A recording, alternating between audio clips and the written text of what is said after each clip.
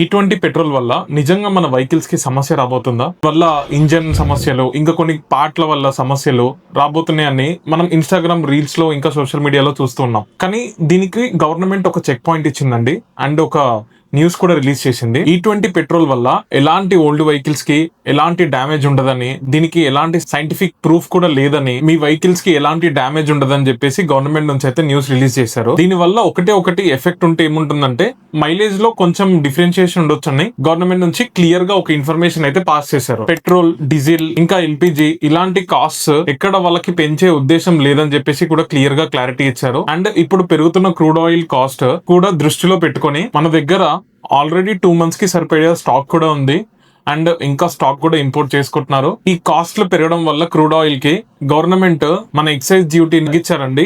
దీని వల్ల petrol cost maximum same cost ఉండేటట్టు ఉంటాయి అండ్ పెరిగితే కొంచెం స్లైట్ గా 2 to 3 రూపీస్ పెరగొచ్చు.